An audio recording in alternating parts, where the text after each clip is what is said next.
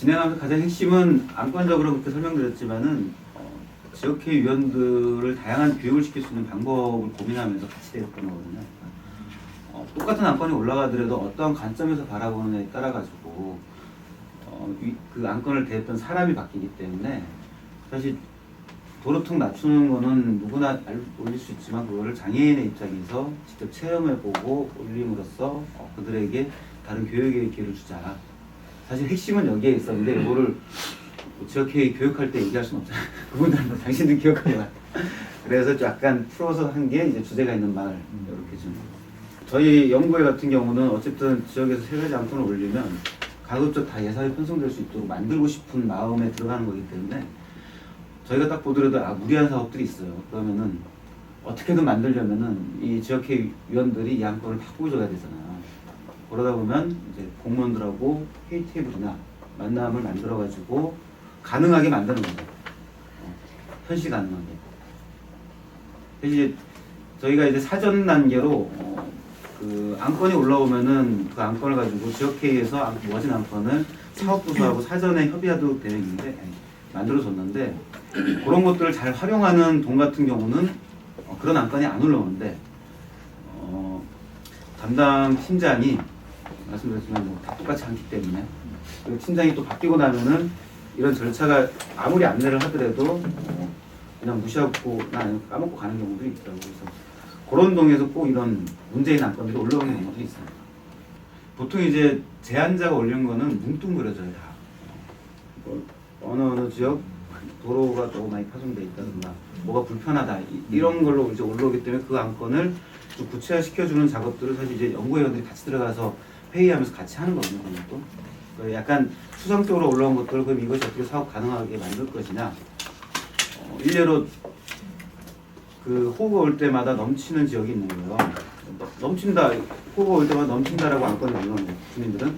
그럼 이걸 가지고 어떻게 그 예산을 통해 가지고 해결할 것인가. 요거는 사실은 지역회의위원하고 연구회의위원의 몫이 되는 거죠. 그러면 이제 그 지역을 아는 분들이 거기 배수관로가 어떻게 설치되어 있는데 너무 작은 것 같아 그러면 하나를 더 놔달라고 한다든가 이런 식으로 저희가 이제 구체적 안건을 지역에서 만들기 때문에 사실 그렇게 구체적으로 올라온 안건은 저희가 본 적이 없어요.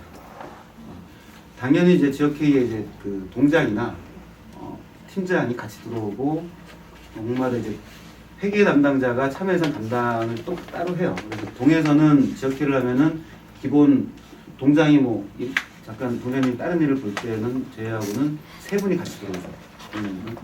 거기서 이제 구체적으로 안건을 같이 논의하는 분은 팀장님하고 참여예산 담당하는 회계나 서무. 저희가 이제 처음에 연구회 만들고 설명회는 회의를 다 강의도 다 무료로 했어요. 그랬던 이유가 사실은 그 일반 주민들 중에 반 이상은 관변단체 사람이고 우리 이제 시민단체에 대한 이제 약간은 벽을 두고 바라보는 것들이 있었거든요. 근데 그거를 불식시키는 한 가지. 그다음에 공무원들한테 우리에 대한 확실한 믿음을 주기 위한 방식으로 저희는 일체 회의비를 제한, 공식적인 연구 회의비를 제한 일체 받은 적이 없었고 강의비는 올해 제가 처음 받아봤습니다. 사실은 시민단체 활동하시는 분들이 같이 그렇게 들어가지 않으면 일상 자기 직업 갖고 하시면서는 연구회 활동하기는 저희는 약간 어려운 게 돼 있고 근데 이제 저희가 이제 2기 들어오면서 그런 초점들을 좀 바꿔내려고 그랬어요. 그래서 사실 이제 다른 분들 같은 경우는 바쁜 일들이 있으면은 핵심적인 회의만 그러니까 지역회의 같은 경우도 안건에 대해서 구체적으로 논의하는 그런 회의만 좀 결합할 수 있도록 하는 방식이라든가 우리가 이제 권역별로 모아서 토론하고 어떻게 진행할지를 사전에 권역별로 모아서 교육 시간을 한 이유도 그렇게 함으로써 이제 연구에 대한 그 부담을 한편으로 좀 줄이는 역할로서 이렇게 좀 잡았던 거죠. 일단 수업이 시작하기 전에 이제 그 업무량이나 이런 것들을 저희도 전체적으로 파악하면서 최대한 핵심적인 것들을 지원할 수 있는 방법으로 매년마다 조금씩 시스템을 바꿔나가는 것들이 좀씩 있습니다.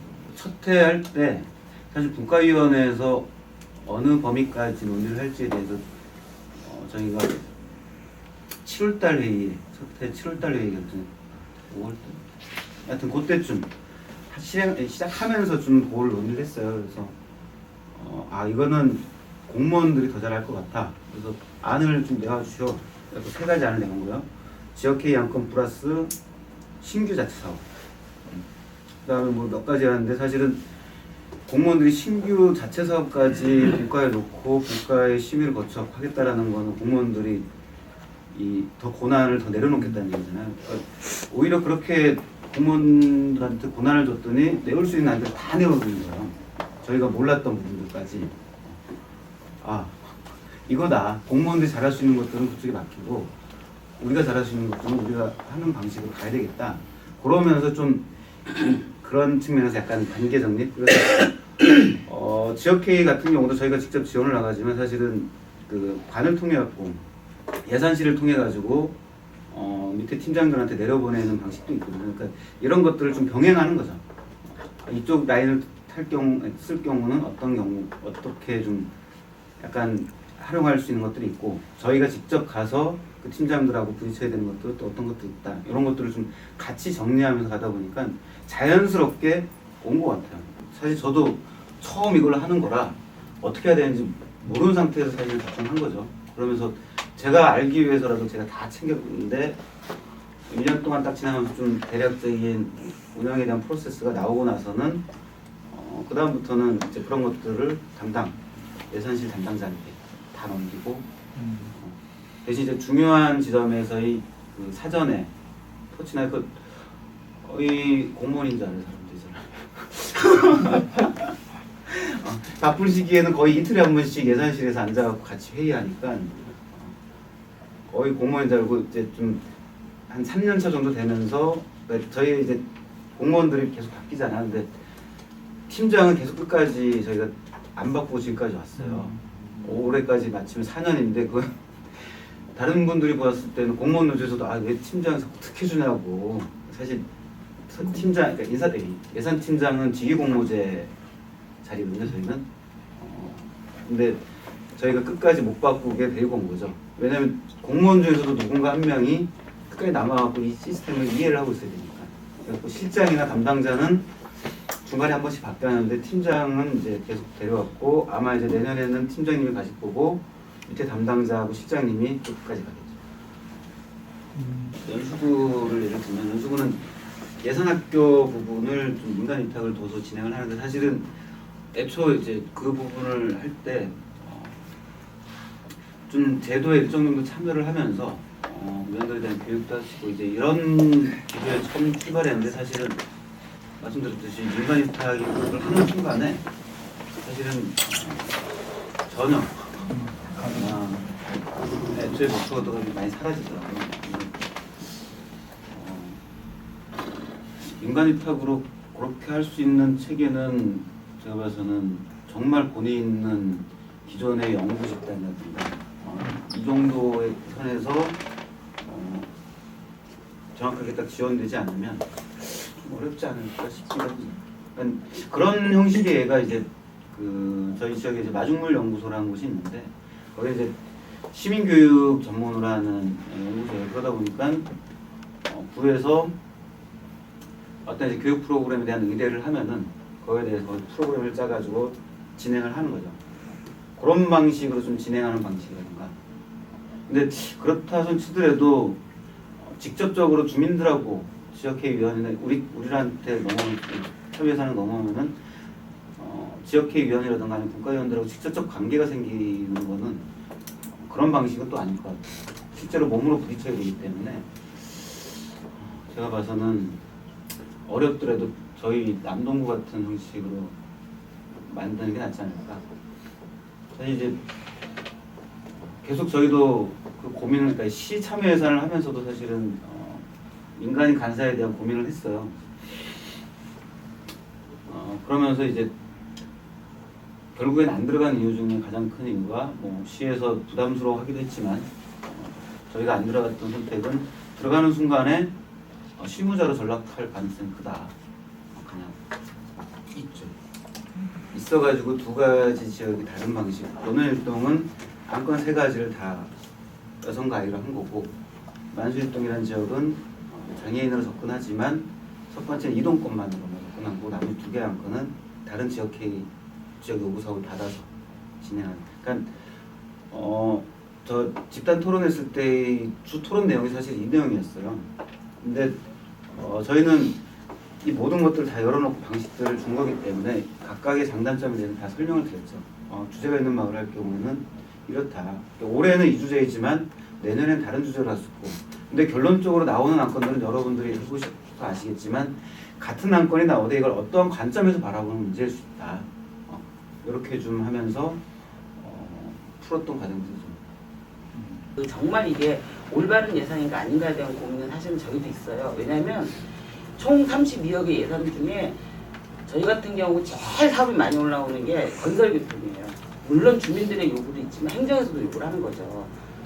반드시 필요한 그 사람들 하수관 교체라든가 아니면 도로 포장 이런 거는 당연히 행정에서 올라오거든요. 근데 거기는 워낙 건수가 많다 보니까 그냥 우선순위가 진짜 한 7, 80개 올라와요. 그러면 최소한 20개 정도는 잘리는데 거의 다 도로 포장, 하수관 교체 아니면은 뭐 이런 게 올라가 보니까 굳이 이것들을 꼭 여기에 줘야 되냐, CCTV 같은 경우 이런 문제가 있고.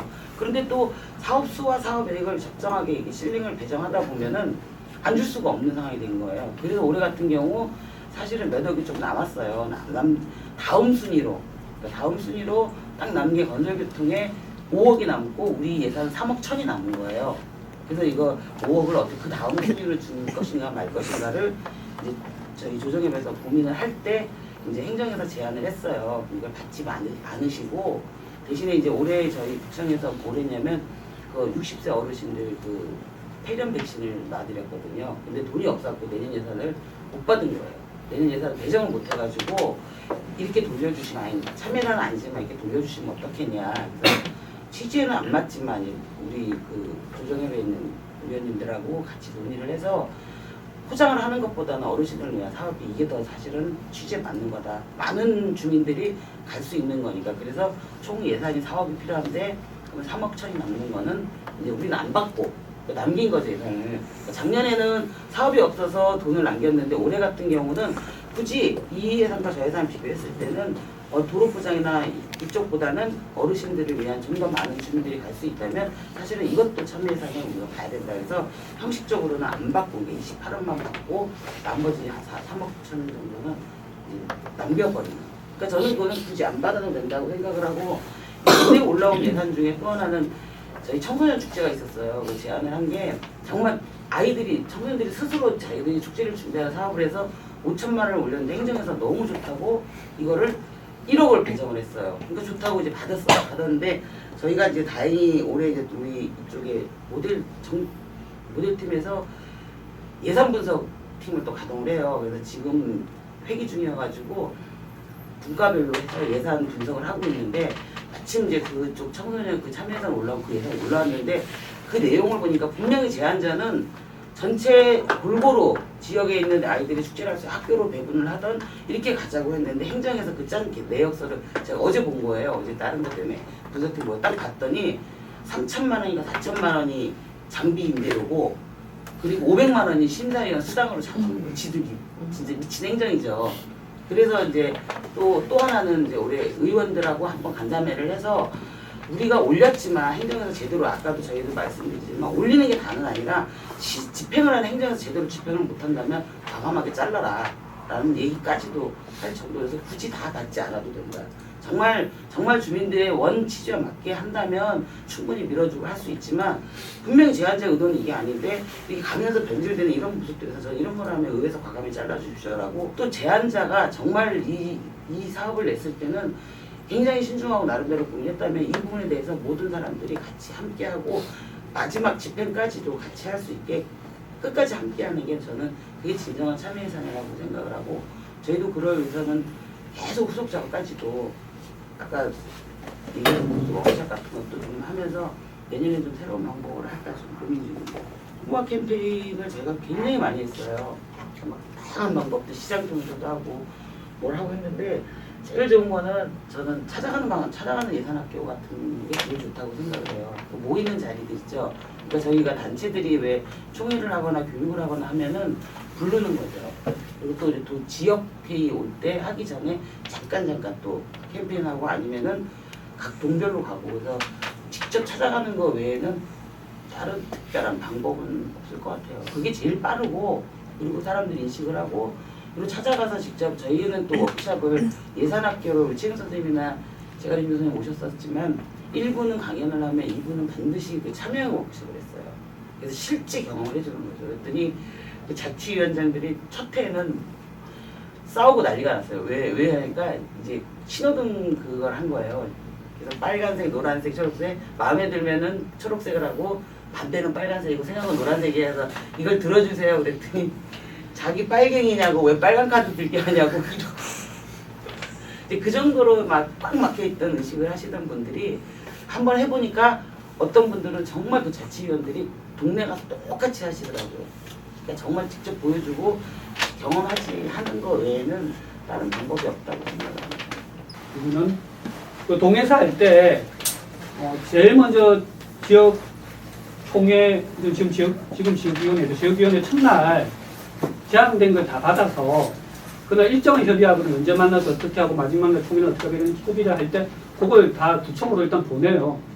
그다음에 구청에서 1차 걸러서 법적으로 안 되는 사업 뭐 이런 거 걸러서 한 50개가 하면 한 10개가 안 되면 이제 40개가 오는 거죠. 결정할 때부터 이미 이제 부에서 걸러서 오는데 아까 근데 계속 그런 말씀하셔서 저는 이제 금방 그런 생각이 드는데 한 번도 걸러서 오는 이 사업에 의심을 해본 적이 없어서 당연히 이 사람들이 실제로도 뭐 이게 법적인 불가 사업 말고는 특별하게 자기들 못하겠다고 자르는 것들을 별로 본 적이 없어서 뭐 또 그렇고 법으로 안 되는 게 이제 우리 소관 아닌데 경찰서 소관인데 막 적어내는 경우도 있어요. 어렵다고 생각했는데 한 번은 확인 한번 해봐야겠네. 되는 건데 여기서 구청에서 잘랐는지.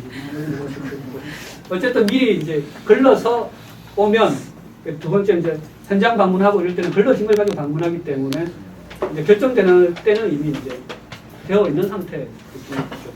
시위원회 같은 경우는 관변단체 분들이 한 70% 정도, 그 지역회의는 한 95% 정도, 40명 중에 한 2명, 3명이 단체 회원이나 활동가 회원 포함해서 이렇게 들어가 있거든요. 근데 뭐 그렇게 문제는 없어요. 한 예로 팔달구 같은 경우는 위원장이 완전 관변단체 친일파 이런 적이고 부위원장님이 그 YMCA 활동을 전부터 해오셨고 그 다음에 경실련 운영위원장 이렇거든요. 처음에 두 분이 회의 이렇게 하면 옆으로 이렇게 따로 앉아서 있었는데 지금 항상 두 분이 같이 다니면서 관변단체 뭐 있다고 가자면 같이 가기도 하고 또 진보단체 있다고 같이 가기도 하고 둘이 엄청 챙기세요. 그런 거 보고 다른 데도 이제 그런 식으로 이렇게 안에서 조율되는 게 있고 그 굳이 모여서 이렇게 정치 얘기를 안 하니까 그런 것 같고요. 또 한 예로는 팔달구 저희 구 같은 경우 제가 총무인데 선거 때만 되면 이제 그런 걸 말씀하시는 분들이 있잖아요. 그래서 후속 모임을 매달 하니까 그 자리에서 뭐 막 이런저런 얘기를 하면은 좀 적극적으로 하시는 또 관변단체 분들이 여기서 그런 얘기 하는 거 아니야? 막 이러면서 말려주시고 이런 분위기 때문에 좀 운영은 그렇게 문제가 없는 것 같아요. 주민자치위원들과 갈등이 있는 데도 있고 없는 데도 있어요. 근데 전반적으로는 없어요. 왜냐하면 이게 안 좋은 건데 주민자치위원들이 별로 활동을 안 하세요. 그러니까 관심이 없으니까 갈등이 없는데 저희는 지역회의나 시위원회에 전체 주민자치 협의회 수원시 위원장하고 구위원장으로 이렇게 다 들어와 있어요. 그러니까 협조가 기본적으로는 되는데 사실 활동이나 이런 협조는 잘 안 되죠. 그게 주민자치 협의회가 잘 안 굴러가서 그런데 적극적으로 하는 데는 뭔가 이제 좀 부딪히면 그 안에서 조율이 되고 이렇게 되겠지만 아직 그런 정도까지는 안 되고 있습니다. 행정이랑 소통이 곤란한 이유는 신뢰감이 없기 때문이죠. 행정이 그 시민단체나 아니면 위원회를 믿으면은 처음에 그 저희 올해 설문조사한 것처럼 행정은 시민들을 믿지 않아요. 그리고 막무가내로 뭘 제안한다고 이렇게 자꾸 생각하면서 역량 강화를 얘기하는데 사실 이 주민참여제도 참여 예산뿐만 아니라 주민참여제도는 주민들 그 수준에서 참여하는 거지 전문가로 참여하는 게 아니거든요. 그러니까 그런 부분을 어떻게 받아내는지 이런 걸 고민해야 되는데 항상 그 부족한 시민의식을 탓하죠. 그래서 이 신뢰감이 없는데 사실 어떤 제도나 이런 걸로 이렇게 관계를 트기 시작하면은 많은 거를 또 믿고 따라오더라고요. 수원이 아까 얘기했듯이 처음에 하나도 안 돼서 막 하다 보니까 행정이 지금은 모든 걸 지원해주고 믿으니까 예산 편성도 많이 해주고 막 이런 거거든요. 그래서 기대하는 소통의 모습은 그런 거죠. 원래 우리가 가져야 될 권한을 우리가 갖고 와야 되는데 우리 막말로 그런 얘기 하잖아요. 행정은 우리 돈 쓰면서 마치 자기 돈 내주는 것처럼 생각한다고. 네, 그 생각이 바뀌어야 되는 거고 그 바뀐 소통의 모습을 원하는 게 아닐까 싶고요. 추가로 뭐 한마디 더 말씀드리면은 이렇게 시민 참여나 이런 거는 소통을 하면서 풀지만 그런 과정이 우리 활동으로 이렇게 넓혀 나가는 것도 있지만 제도적으로 크게 결정해 나가는 것도 필요할 것 같아요. 그 속에서 이렇게 소수 위원회 체계, 위원회가 활동하는 속에서 갈등이 많지만 더 개방되고 더 주민이 많이 참여하면 갈등이 줄어들거든요. 그래서 수원 같은 경우는 이 제도적으로 모바일 투표나 올해는 인터넷 투표를 해서 그거를 우선순위 반영에 30%를 넣는데 지금 모바일 어플이 그런 게 많다 그래서 그런 걸 확인하고 있어요. 그래서 모바일 투표나 이런 거를 해서 시민들 일반 참여를 넓히면은 사실 위원회 갈등 구조는 많이 좀 줄어듭니다. 근데 저희는 현장 실사를 갈 때 위원회에서 한번 검토를 하고, 그러니까 행정에서 검토한 걸 갖고 위원회에서 한번 검토를 하고 가거든요.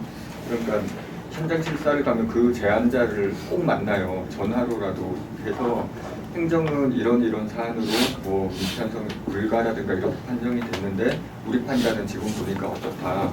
이래서 뭐 법적 불가나 이런 거 그걸 설명을 드리고요. 그렇지 않으면은 위원회에서는 이렇게 한번 전화를 하죠. 이렇게 했는데 우리는 이런 사유 때문에 누구한테 시켰다. 뭐 이런 식으로 연락을 하는데 아직 행정에서 뭐 이걸 갖고 어떻게 하지는 않는 실정이고요.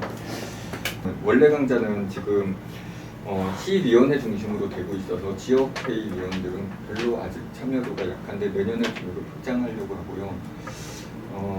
예산은 참여예산위원회로 예산을 배정을 했어요. 위원회하고 연구회에서 쓸 수 있는 예산을 별도로 편성해서 위원회가 한 2천만 원 정도 넘게가 있고 연구회도 한 500만 원 이상 이렇게 좀 있어서 그걸 이렇게 마음대로 쓸 수 있게 예산. 그걸 어디서 예산을 잡고 온 거예요? 기획예산과에서. 대학은 수원이 없었어요. 첫 해 없어서 그 다음에는 그 연구회나 이런 데서 계속 제안을 했죠. 그래서 구별로 100만 원 그리고 시위원회도 200인가 이렇게밖에 없었어요.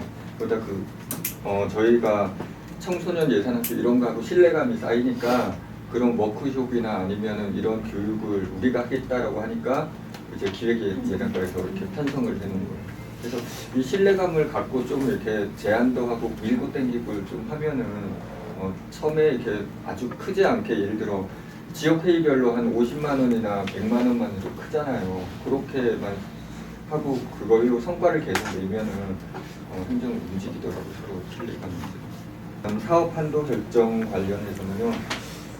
부서 실링제는 이게 예산 편성하는 그 기준에 정해져 있더라고요. 그래서 뭐 각 국별로 뭐 40억 이상은 안 돼. 예를 들어 뭐 이런 식으로 정해놨는데 그것 때문에 그 건설 쪽은 참여 예산이 많이 이렇게 들어오니까 뭐 되게 곤란해하는 경우도 있고 특히 구청 같은 경우는 많이 곤란해요. 그런데 사실 도로 포장 많이 들어오잖아요. 그럼 도로 포장을 하는데 여기서 민원으로 들어온 게 있고 뭐가 들어오고 이런 게 있으면 참여 예산으로 하는 걸 우선적으로 해버리는 거고 그게 좋은 점도 있고 나쁜 점도 있겠지만 전 좋은 점이 많은 게 참여 예산이 이 제도가 그만큼 그 권위를 갖는 과정이라서 괜찮다는 생각이 들고요.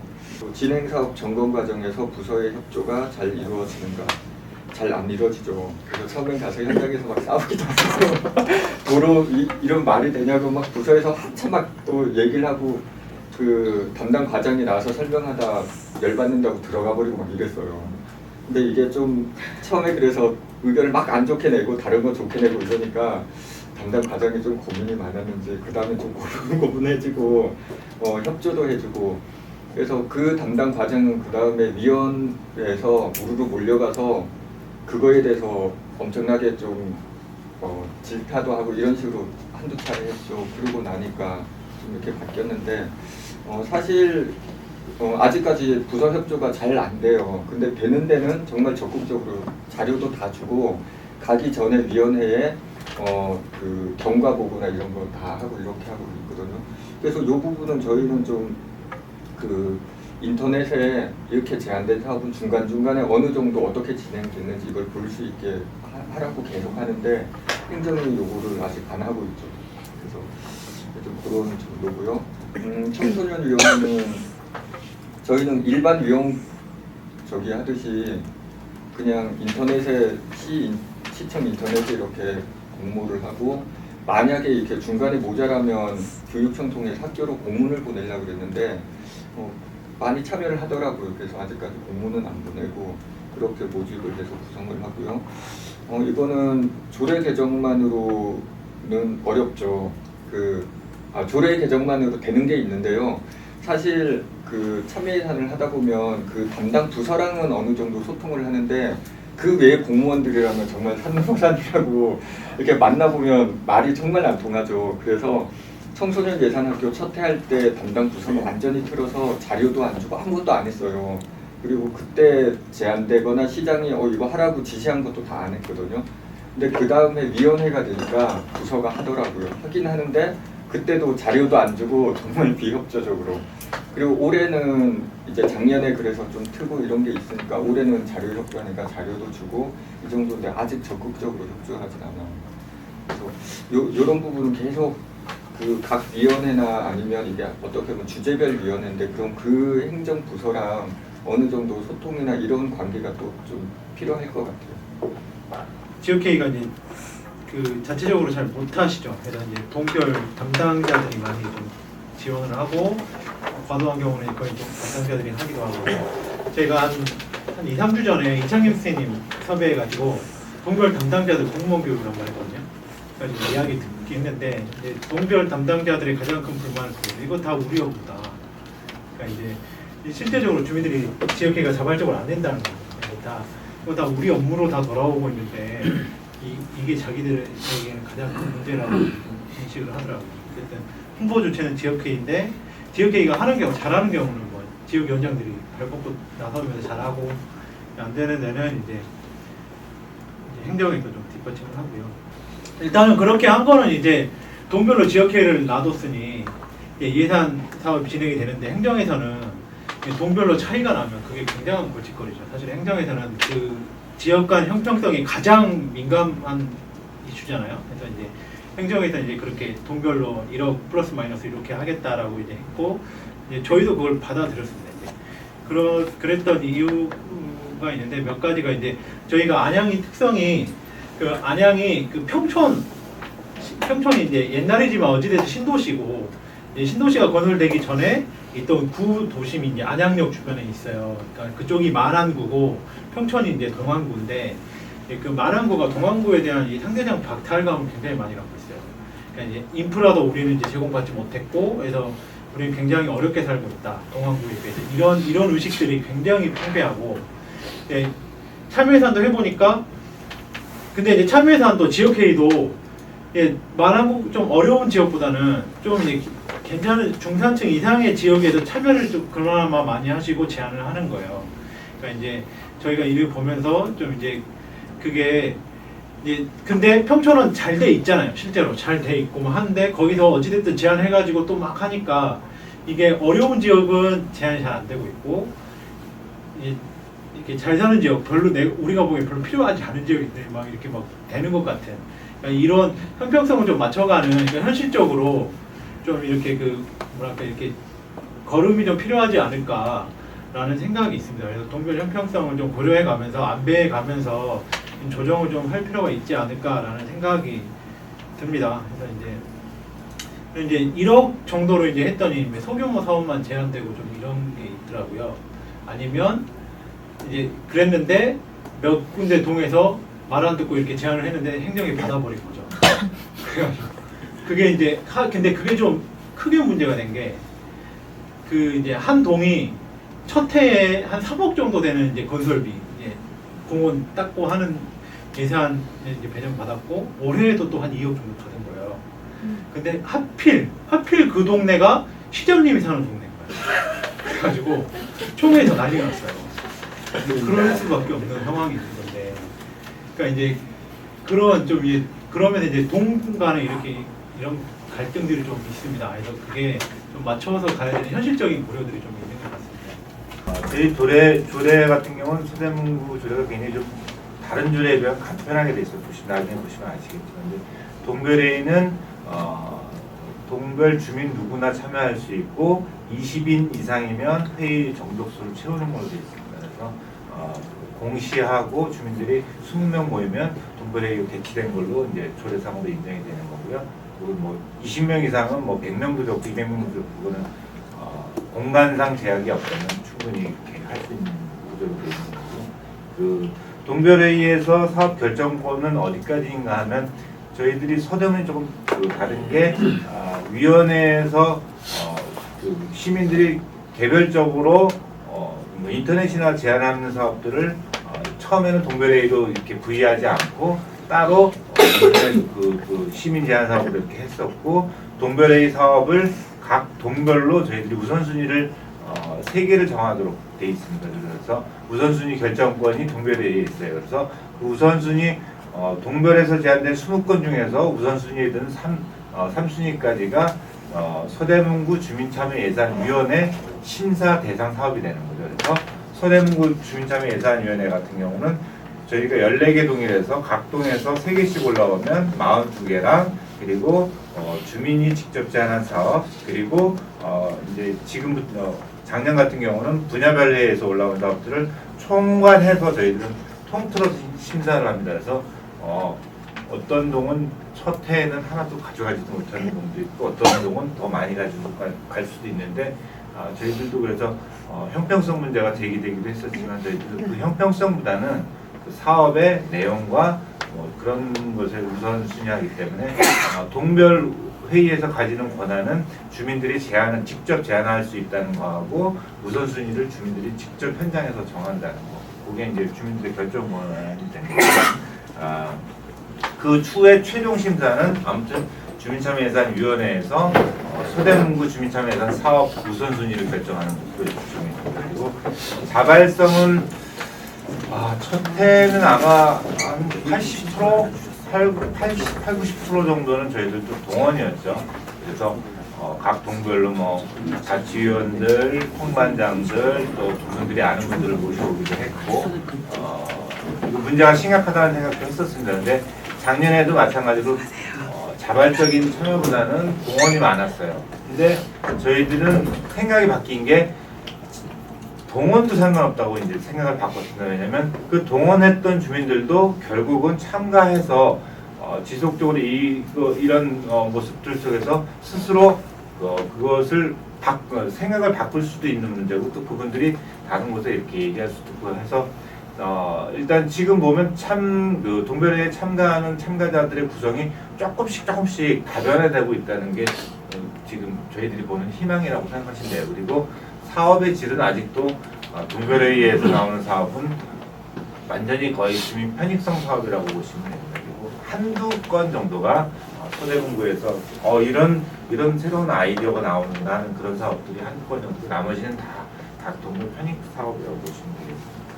그리고 이제 이거는 저희 그 주민참여예산 모임이라고 처음으로 이제 주민들이 자발적으로 만든 모임이 있는데, 거기에 관련된 모임인데, 참여 동력이 떨어지는데 제안이 반영되지 않는 문제는 없는데, 이거는 동시에 있는 것 같아요. 주민 동별회에 오는 분들이나 활동을 하시는 분들도 같이 결부되어 있는 것 같은데, 저희들도 그 동별회에서 제안하신 분들한테 처음에 피드백을 못했어요. 그리고 그걸 하기 위해서 노력을 했는데 어떤 부분은 되기도 하고 어떤 연락이 안 되는 수도 있고, 그래서 피드백이 안 되는 부분도 있고, 그분이 우선순위 사업에 자기가 제안한 것이 우선순위 선정이 안 될 경우 안 오시는 경우도 있어요. 근데 그것도 어떻게 추후 그분한테 어느 정도 우리가 상세하게 피드백을 해주느냐에 따라서 그분이 자기 사업이 되지 않았더라도 다시 또 참가할 수 있다는 그런 생각이 있거든요. 그래서 그런 것은 저희들이 좀 더 보완해야 될 문제라고 생각하고요. 그리고 서주참 회원으로서의 활동이 참여 동력이 떨어지는 이유는 일이 너무 많아졌어요. 정말 처음에 단순하게 참여예산학교 그리고 동별회의 그리고 참여예산위원회 이 세 가지 활동 그것도 이제 단기적으로 했던 활동이 참여예산제 전체 운영 제도 자체를 보완하면서 그것도 주민들 스스로 보완한 거거든요. 이렇게 행정하고 같이 협의하면서 보완을 해왔는데 협의해서 보완을 하다 보니까 역할이 늘고 일이 느는 거예요. 1년 내내 일이 있는 거죠. 근데 그것을 계속 지속적으로 그걸 관심을 갖고 그것을 다 역할을 해주기 위해서는 저희들도 이렇게 각 지역 자치구에 이제 중심적인 시민 단체나 이런 게 있으면 그쪽이 맡아주면 좋은데 여기는 그게 아니라 진짜 자발적으로 그냥 뭐 주부들 그리고 직장인들이다 보니까 이게 버거운 거예요. 버겁고 그것을 견디지 못하는 분들도 있었고 더러는 이제 그 일을 추진하면서 자기가 생각하던 것과 다른 사람들과 일을 해야 되잖아요. 그것을 견디지 못하는 분들도 좀 있고 그래서 이건 정말 앞으로도 지금도 우리들의 가장 큰 문제 이 자발적인 동력이 선순환되는 구조를 어떻게 하면 만들 수 있을 것인가가 서대문 주민참여예산제 어떻게 보면 앞으로 운영 과정에서 반이 되는 거죠. 그 성패를 좌우하지 않을까 생각합니다. 제도적으로는 굉장히 안정이 돼가고 있다고 생각해요. 제가 개인적으로 볼 때는. 그리고 서주참 여기 인원과 구성 단위 이렇게 위원회 멤버와의 중복 여부는 이렇게 했는데 첫 해 서주참을 만들 때는 우리가 처음 예산학교에 참여한 사람들이 다 거의 100% 서주참 회원이 됐고 그분들이 이제 논의해서 만든 거기 때문에 그분들이 또 3분의 2 이상 제1기 서대문 주민참여예산위원회 위원으로 활동하셨어요. 그래서 문제가 없었어요, 사실은. 그 논의 과정 속에 계속 모두가 함께 했기 때문에 그 힘으로 끝까지 갔는데 지금 서주참 그래도 회원으로 등록돼 있고 얼굴 비추는 분을 따지면 한 50명은 넘는 것 같아요. 최소 50명은 넘는데 1년에 한두 번씩 오는 분이라고 해도 중심적으로 그래도 어떤 일이 있을 때 같이 활동을 해주시는 분은 풀은 한 20명 그리고 1년 내내 이 과정을 같이 해서 주도적으로 해주는 분은 지금 4-5명 정도 줄어있는 상태. 그 첫 해는 그 주도적으로 해줬던 분이 한 15명 정도 있습니다. 그 풀들이 이제 점점 줄고 있는 상황입니다. 그래서 구성 단위는 이건 무작위입니다. 원하면 저희들은 그 서주참은 원하면 예산학교를 참가하지 않았더라도 원하면 누구든지 참여할 수 있도록 일단 그래서 나중에 같이 학습하고 하면서 본인이 원하면 또 주민참여예산제 운영계획 속에 있는 뭐 학교 아니면 동별회의 또 위원회 활동까지 할 수 있도록 다 열려 있습니다. 그래서 조례가 가지고 있는 개방성을 서주참도 똑같이 적용한다는 우리 기준 원칙이 있고요. 그렇게 해서 있습니다. 그래서 위원회 중복 여부가 갈수록 처음에보다는 지금은 위원회 활동만 하시는 위원들이 이제 2년 차부터 생겼을 거 아니에요. 그분들하고 소통의 문제가 좀 있었어요. 그래서 그분 첫 해에는 처음부터 끝까지 같이 소통해서 간 사람들이라고 하면 그 다음에부터는 이제 첫 해 먼저 소통을 했던 사람과 새로운 사람들 또 그 다음에 또 새로운 사람들이 이 연결고리를 만들려면 사실은 자주 만나는 수밖에 없어요. 정말로 만나서 얘기하고 서로 견해 차이를 듣고 인정하고 그러면서 거기서 협의가 이루어져야 되는데 그런 과정을 할 수 있는 그 노력 어떻게 보면 노력일 수도 있고 시간적인 확보를 못해서 그런 것이 지금은 갈등이 이렇게 밖으로 나와 있기도 한 그런 상태라고 보시면 됩니다. 저희는 서주참도 봉사활동이었고 위원회도 봉사활동이었습니다. 그래서 위원회 같은 경우는 첫해 우리가 말하는 회의수당 그것 자체도 이제 반환을 했고 작년부터는 그 회의수당은 10,000원씩 이렇게 받고 있습니다. 근데 제가 생각할 때는 개인적으로 생각할 때 위원회는 자원봉사로 하는 게 맞다고 생각합니다. 그리고 위원회의 역할 속에서 이루어지는 모든 것들이 회의수당으로 충분히 커버가 된다고 생각하고요. 위원회는 영속적인 단체가 아니라 위원들이 저희는 원래 연임 규정이 없었어요. 그래서 이번에 이제 그 조례 개정을 통해서 연임 규정을 만들 텐데 저 같은 경우도 벌써 3년째거든요. 위원 활동한 게. 그래서 이제는 바꾸자. 그래서 연임 규정을 만들어서 이제 그건 협의를 통해서 몇 년으로 할지는 정해질 텐데요. 그 위원회 활동한 분들이 사실은 1, 2년 활동하시고 그냥 가는 게 아니라 사실은 저희들 서주참으로 오게끔 해야 하는 거죠. 그래서 그분들이 그 순환 고리를 만들어주고 또 새로운 사람들이 올 수 있는 그런 고리체로 만들어가면 저희는 위원회 활동은 자원봉사로 해도 전혀 지장이 없을 거라고 생각을 하는데 이제 그 고리를 만드는 게 아직은 숙제로 좀 남아있는 것이라고 생각해서 위원회 활동이 너무 기대해지면 저희들은 그 조례상에도 그게 위원회 활동이 그래서 아주 크게 이렇게 규정되어 있지 않지만 위원회 활동이 비대해지면 자꾸 그 권한 행사 아니면 위원회에만 집착해요. 사실은 저희들이 이 제도를 만들어서 서대문에서 처음 협의했던 것은 주민참여예산제는 어떤 소수의 활동이 아니라 서대문 주민 모두가 활동할 수 있도록 하는 그 궁극적인 목표가 그거였기 때문에 그 위원회 활동 자체를 어떤 지금 그래서 그런 분들도 계시거든요. 권한이 너무 적다. 더 해야 된다. 모두 해야 된다. 하시는데 그것에 대해서 저희들이 그렇게 하지 않았던 이유는 위원회의 권한이 비대해질수록 점점 소수가 그 위원회에만 집착하고 전체 서대문구 전체에서 벌어지는 참여예산제 활동 자체에 크게 이렇게 좋은 영향을 주지 않을 거라는 생각 때문에 지금까지 그렇게 유지해왔다고 많습니다. 아주 힘듭니다. 이거는 특히 우리 행정을 보시는 공무원 쪽에서는 이게 참여예산제를 1년에 2번 하는 거거든요. 2번. 예산 편성을 2번 하는 거랑 똑같은 그런 그 업무가 있는데 득도 있죠. 왜냐하면 저희들 서대문구도 1년 주민참여예산제로 편성할 수 있는 최대액이 2013년도 그러니까 2014년도에 반영될 수 있는 액이 30억이었어요.